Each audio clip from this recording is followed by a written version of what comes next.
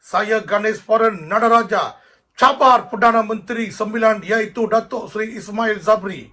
Buktikan.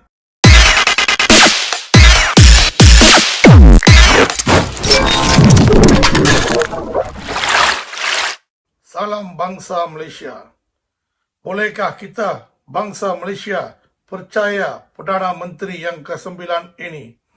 Sebelum jadi Perdana Menteri, beliau cakap timbalan menterinya bukan daripada kalangan orang Melayu.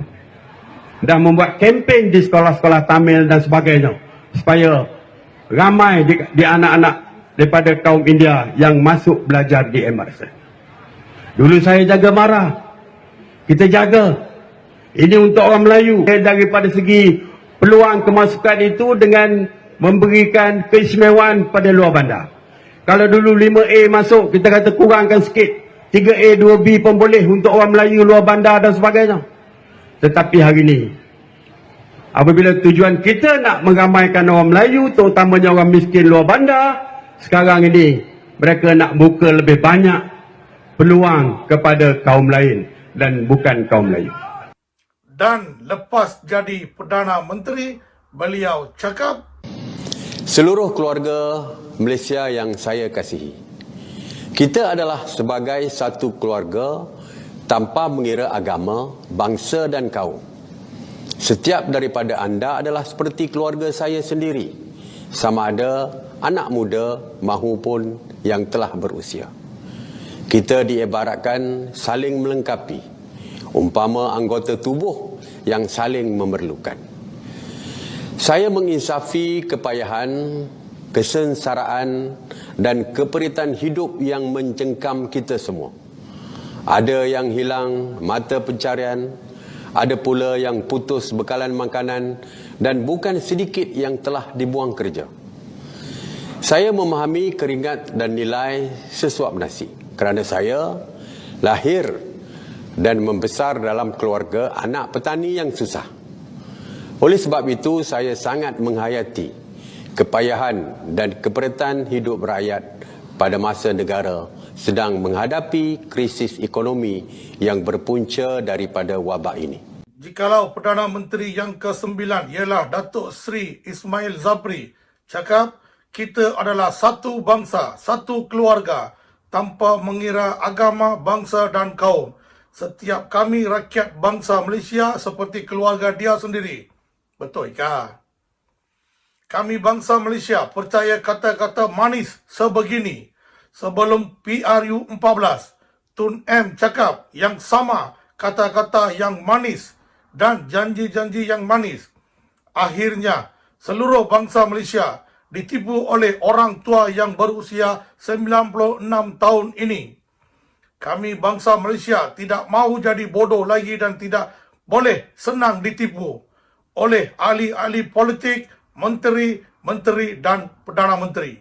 Saya boleh sahkan bahawa Datuk Seri Ismail Sabri ini menipu seluruh rakyat Malaysia dengan kata-kata manis ini.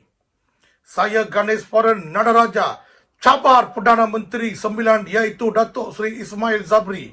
Buktikan yang kamu cakap itu benar kepada bangsa Malaysia. Bolehkah Datuk Seri Ismail Sabri Yaakob umum hak sama rata di Malaysia? Bolehkah kamu tamatkan perkataan bumi dan non-bumi? Saya cabar satu perkara ini. Bolehkah Datuk Seri Ismail Sabri buktikan kepada rakyat bangsa Malaysia? Umumkan hak sama rata. Berani tak Datuk Seri Ismail Sabri? Dari video ini, kamu bangsa Malaysia boleh nilaikan bahawa semua ahli-ahli politik, menteri, Perdana Menteri cuma mulut manis supaya mereka nak kekal di kerusi masing-masing. Cuba lihat gambar ini. Zaman Tun Abdul Rahman, tahun 1965, satu Singapore dollar tukar ke Malaysia jadi RM1. Selepas zaman Tunku Abdul Rahman ke zaman Perdana Menteri ke-9 iaitu Datuk Seri Ismail Sabri, 3 Singapore dollar tukar ke Malaysia jadi RM9.33. Nampak tak betapa maju negara Malaysia kita?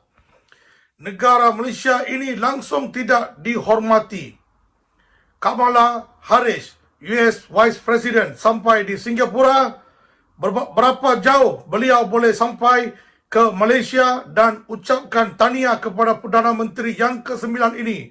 Tetapi beliau tidak berbuat demikian sebab negara-negara lain tahu Malaysia ialah negara yang kedua dalam resis.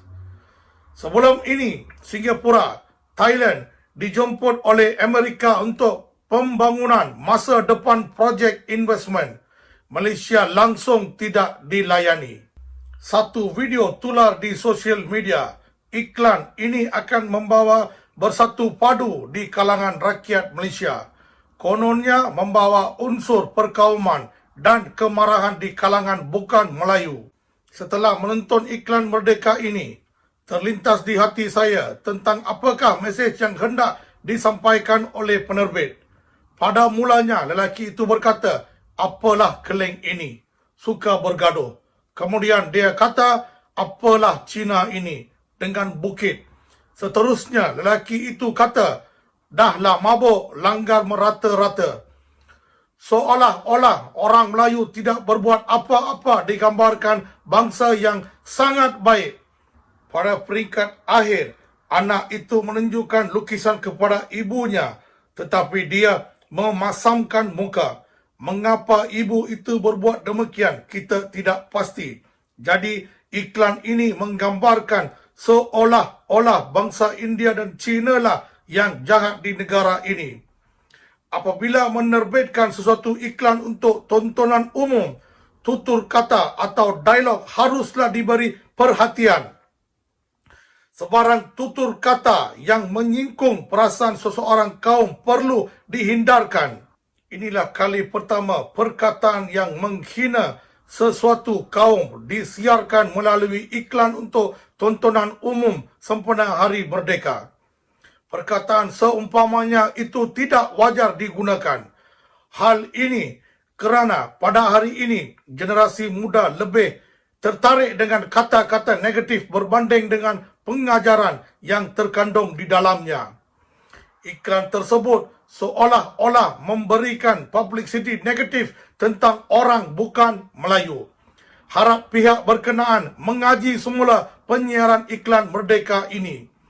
Kita belum merdeka selagi penjajahan resis masih wujud di negara ini, sama ada secara langsung atau tidak langsung. Bila saya lihat video sebegini, saya amat marah. Tetapi ibu ayah kami dan sekolah rendah jenis kebangsaan Tamil di sana pun tak pernah ajar kita hina agama lain. Bukan saya tak tahu hina agama lain, tetapi saya diajar hormati semua bangsa dan agama. Itulah bangsa India, Malaysia.